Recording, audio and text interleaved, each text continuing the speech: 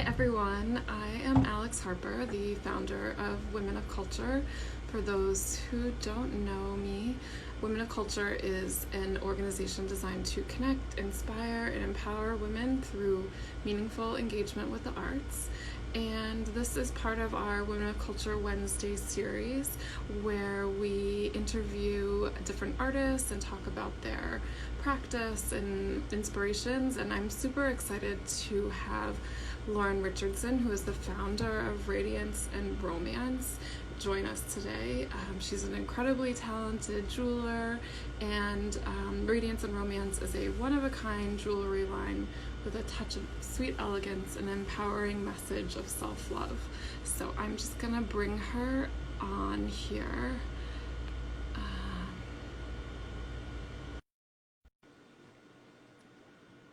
Just take a minute, I think. Hi. Hi. How are you? Good. How are you? Good. Good to see you. Yeah. Thanks so much for having me. Yeah. So it's pretty simple, right? Like,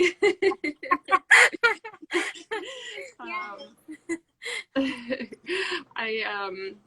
I'm so excited to obviously, like, I know your work a little bit, but to show other people your work and have them see your beautiful jewelry and learn more about your process. So I'd love to just dive in and learn more about like where you're from and how you first discovered the art of making jewelry. Yeah. So I'm from Baltimore, and I took my first jewelry class in 10th grade. So it was just an option in the election, like an elective that I could take. Okay. And I convinced my two best friends to take it with me.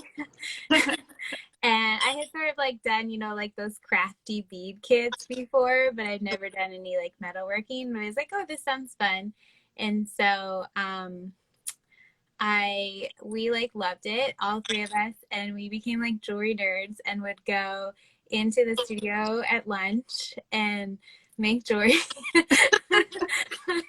Like we became friends with the teacher and everything. And then I started taking, in high school actually, I started taking classes at the Maryland Institute College of Art in jewelry, which is also where I ended up going to college. And I got, I studied interdisciplinary sculpture with a focus on jewelry. Okay. So I guess, I mean, did you think you were going to go into sculpture, or did you always have jewelry in your mind? Okay. No, I mean, I think like when I entered college, I had like a variety of things that I was interested in, like photography, interior decorating. I mean, when I was younger, like I did mostly painting and drawing. So I think, that was kind of like what I had always envisioned what an artist was like to paint and stuff. So I never saw myself doing metal work. But like the moment I took my first jewelry class, I just fell in love with working with metal. And so I pretty much only took metalworking classes, whether they be like sculpture or jewelry related, outside of like the required classes in college. Yeah. So you can actually like weld, right? Yeah. That's so cool. Yeah. Wow. What do you think attracted you to metal? What do you like about working with metal? I think that I just love it's like sort of like pushing it to its limits. It's like it's a very rigid material, so it can be like kind of challenging to work with, but at the same time it's really fun to sort of like get it to do what I want, but also having to like listen to it to like pick up the properties and like let it be the way it wants to be. And it's really requires a lot of precision. Yeah. So there's always like problems you have to solve, and I'm a big puzzler person. Like I love puzzles, so yeah. It's always interests me because it's like always a puzzle that I have to figure out. Yeah. I also like the I mean, it's like, you know, a little dangerous and you get to play with fire. So. Yeah, you're like a little bit of a risk taker, I guess. Yeah. Like sort of live on the edge a little bit. Yeah. It's funny that you said like you have to listen to it. I mean, I guess it kind of like has its own life in a way. Yeah. Yeah. Like, you know, like I've done like some weaving with it, or actually, and I'm also really interested in fibers. That would be like my second love, and I grew up sewing with my mom, so I've always been really interested in like taking the metal and doing fiber techniques with it. So like in college I did like weaving, like they were sort of like basket forms with like steel rod, and you can actually spin and knit with steel wool. So I did that. So it's like it's again like pushing it to be something that it's not, but having to listen to it at the same time. Yeah. You can't totally make it into a fibrous material, but you know, like yeah. Okay. Interesting. What do you think sort of attracted you to jewelry? I know you said you took this class, and like what just lit you up about jewelry so much? Yeah, I think that like jewelry has this really magical power to like extend and amplify and transform our body. And I think to me personally, like I always wore jewelry as a way to express myself. I was always like a shy child. So I could wear this little bit of sparkle, this something that was like unique. And it gave me that little extra confidence that I needed to be myself. And so I think that's what I really love about jewelry, and that's what I really like love about making jewelry and gifting that to somebody else. Yeah, I love that that is so much a part of your mission and your message with your jewelry line, and you often talk about, you know, empowerment and self-love, and I think that's like kind of unique as well. So I mean, how do you have that in your mind when you're kind of coming up with the designs, or, you know, how do you usually come up with the designs for your pieces? I mean, all my pieces I think are very inspired by like femininity and beauty. So I feel like that comes into it, but the names and the self-love messages usually come after. Like sometimes it might be an interpretation that somebody sees in the piece that would inspire me, or my best friend writes a lot of the names for me. So sometimes it's like a collaboration with her, and she'll be like, oh, this piece kind of looks, you know, like this, and then she'll like help me write a name, which I also like, I think is really beautiful because she's been my best friend since college, and so being able to collaborate with her, I just feel like is also sort of like, really empowering. And so yeah, but the main designs come from like drawings that I do, maybe like a direct representation of nature, like a photograph I've taken, or real life, or they might come from like memory of, you know, a natural object that I've seen. And I also, like I said, since I really enjoy making the metal look fluid and soft, I've done a lot of drawing of like vintage lace patterns. And so that kind of comes into it too sometimes. Like some of my pieces in my current collection are actually drawings that I did of lace than of like an actual flower. Yeah. I can see that in the form. That makes sense. I'm like, oh yeah, I get that. That's cool. I was curious, you know, if you usually have an idea in your mind ahead of time, or kind of like it changes a bit as you're working with it. The drawing kind of evolves. But then once the pattern is sort of set, then it kind of stays the same. So yeah. I do like a drawing, and sometimes it might be like really kind of like abstract, and I have to like simplify it to make it into a piece of jewelry. But I'll be like, oh, I just really like the shape of that. And then I might like simplify it by hand. But usually then after I sort of have simplified it enough by hand, I'll scan it in and put it into Illustrator, and then I'll make actual like pattern pieces. And sometimes I have to do a model because like I just need to like sort of try to figure out how the titanium pieces fit together. Yeah, and so once it kind of becomes like scanned into the computer and becomes a model, like a pattern, then it kind of stays the same. The only place that like involves a lot of experimentation then is like the actual painting. It's not really paint, but the anodizing. Then I can like play around with that a little bit, but the shape kind of stays the same. Okay. Yeah, so I guess that was my next question, is if you could walk us through like those steps of like how you create it. Yeah. So I can show you. Yeah, that would be perfect. So you just have to tell me, like, make sure you can see. Right. So I have my little anodizer here, and it has a positive and a negative electric charge, and then I can adjust the voltage here. So the voltage determines the color.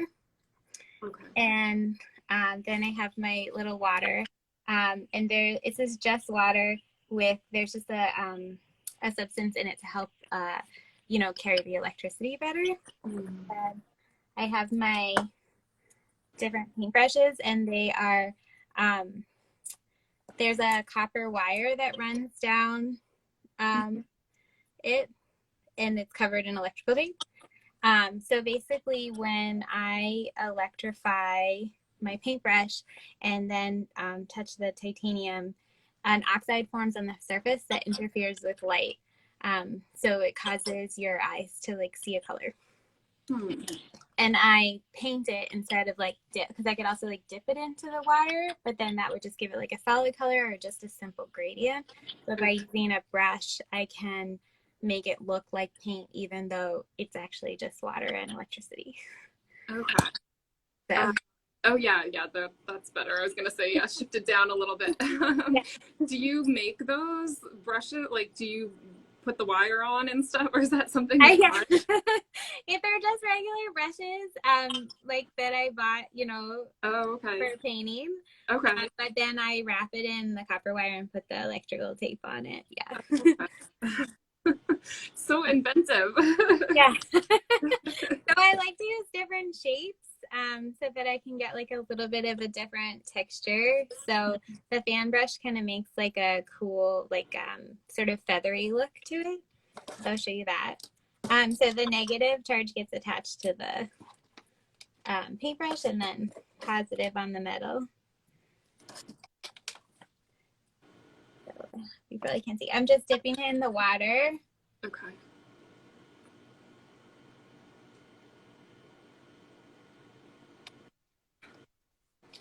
And then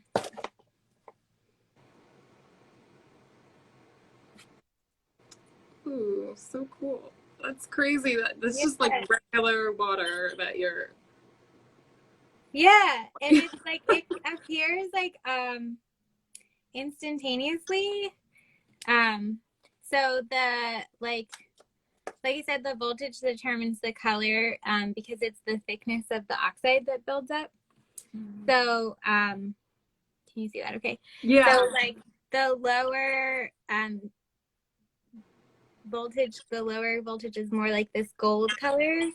And then it goes to like a darker blue and dark purple, and then it slowly gets to like a lighter blue, yellow, up to like pink and green. So pretty. Yeah. And so you're like adjusting the voltage as you go, or? For this this particular piece, it's just like how long I leave the paintbrush down. Oh, got it. Okay. Yeah, so if I leave it down longer, it gets I think because it gets hotter, Okay. right? Okay. So it generates electricity. So like yeah, so the using the paintbrush also gives you like more control. If I were to just dip it in, it would just turn a solid color. Okay. Okay. Yeah. That's so cool. Have you ever, I'm like, is this dangerous? Have you ever like electrocuted yourself? Yes. Yes. But it's like very low voltage, so you just get like kind of a little shock. I will say that when I have been working for a really long time, like if I'm on a deadline or something like that, and I start to get tired and I start to electrocute myself more, I'll get a headache. But mostly I don't electrocute myself. That's good. I'm glad to hear that. It's only every once in a while. Yeah, if the wire like down here touches the metal, then it will create a little spark. But just the like paintbrush touching it, it won't. Okay. Yeah. How did you come to this process? I mean, is this like a process that you learned in school or something that you came up with? Or, you know? I took a like color in metal class. So we learned all different techniques to add color to metal. And I just particularly fell in love with this technique, and I really like perfected it over the years so that it really looks like paint instead of just, like I said, being a solid color or sort of a gradient. I think like titanium it's really light, so it's really comfortable to wear. It's just like fun to like paint the pieces. And the other really cool thing about it is that it doesn't change. So unlike other techniques of adding color like patinas, where it changes over time, this is very stable. Like I have pieces that I made in college that I still wear. Oh, wow. And they still look the same. They just like need a little bit of cleaning because since it's about the surface and light, if you like eventually it will look duller, but it's really just like the oils of your skin. So every so once in a while, just like put in a little soapy water. Okay. It like looks brand new. Oh, that's awesome. So, yeah, because that was another question was like, what do you think is most unique about your jewelry? I mean, it is obviously very unique, but are there, I've never really seen any, you know, I guess I'm sure there are other people out there making titanium, you know, anodized jewelry, but it you know, what do you think makes it? Yeah, I mean, I don't see a lot of people that paint it on like I do. Yeah. So I think that's like the main thing. And I think like sort of the illusion of it and the magic of it really excites me too. So I love pushing it so far that it really looks like paint. Like this piece that I am wearing. Oh, nice. I was like really trying to get it to look like water. I don't know how well you can see it. Yeah. Oh, like that. Yeah, that's perfect. So I kind of like was trying to push it to really look like watercolored. Oh, yeah. Yeah, it does. That's cool. So you can see like all the little brush strokes. So I should also say that once you take it to a higher voltage and color it, that won't change. So like, let me see the piece now. If I go way down in voltage, the higher voltage now will not change anymore.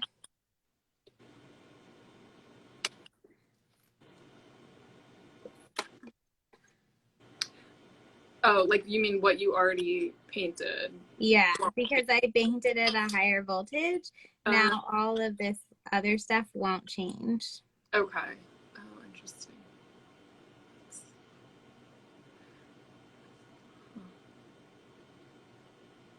So that's how I like can maintain those like brush strokes. Yeah. Oh, nice. Yeah.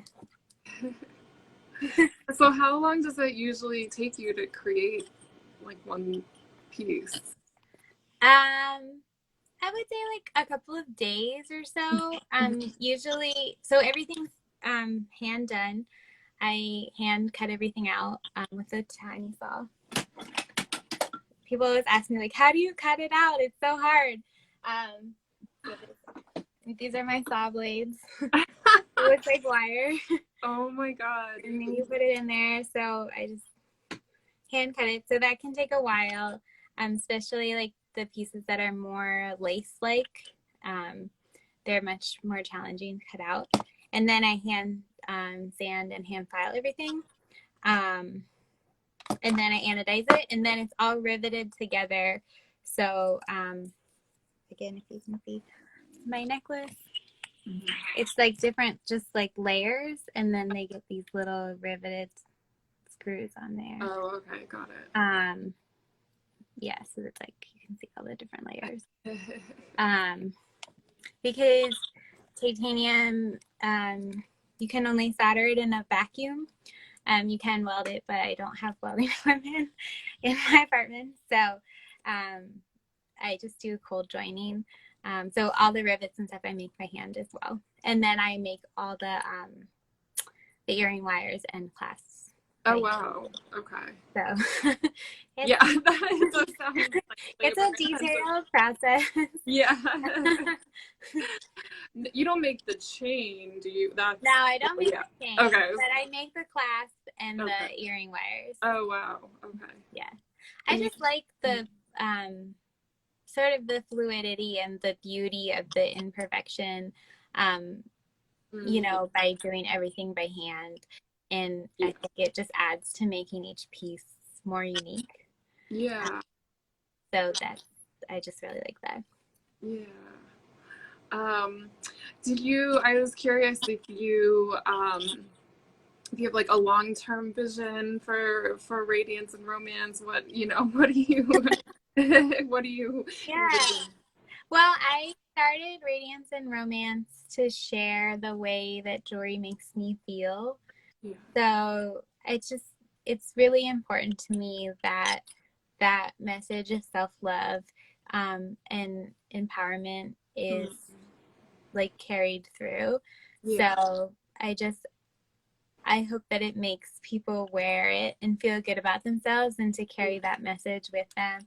And I hope that every woman learns to celebrate herself and appreciate the unique magic she brings to this world.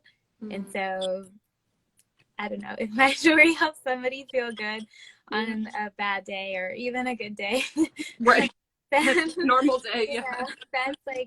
That's what I dream of. Or, you know, I envision people like gifting it to someone that they care about, or like even maybe passing it down, you know, to their children or whatever. I know that for me, jewelry that's been passed down from my grandmother and from my mom is like the most important jewelry that I have.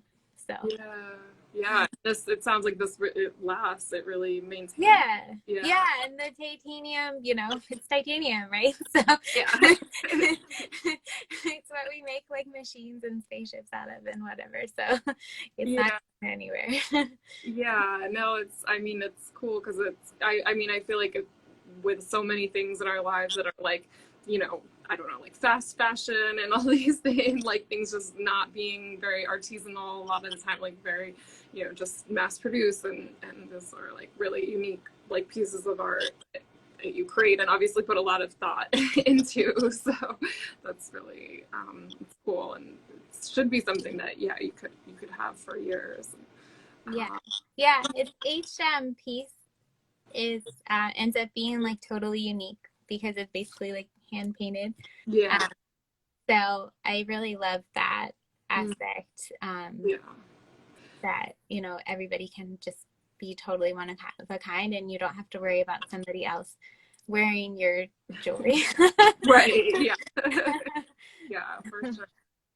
Awesome. Well, yeah, I think that was just a nice like introduction to your work, and I hope people will check it out and head over like to to your Instagram and your website, and I Yeah. mean, I love the name. I think Thank it's a you. beautiful name, and like, and it makes sense, you know, for your work too. So, um, yeah, and yeah, I think that was it. Did you want to? Yeah, no, just thank you so much for Yeah, having me yeah. on, and it was so fun. No, it was really cool to see your process. So thank you for sharing that with us. Yeah, yeah, I know. It's like a little bit of magic, I think. Yeah. It's like the first time I did it, I was like, wow. Yeah. Yeah. Just feel like you have like all the power in your hands. Yeah, Yeah. you do. You're using electricity, right? Yeah. You literally are holding all the power. Yeah, it's so cool. It just like shows up instantly. And I think like when I post the little videos of me doing it, people don't believe me when I say it's just water. Right. Right. Yeah. Like, It is. It's just water. yeah. There's just a little. Oh yeah. I was like, I'm gonna make you drink it, so we know. Well, it has a conductive agent in it, so I don't think I want to drink it. But Yeah. yeah, it's just water. Okay. No, I believe you. It's so fun. All right. Well, have a good rest of the night. Thank you so much for having me. It's great to chat with you. Okay. Talk to you soon. Bye. Bye.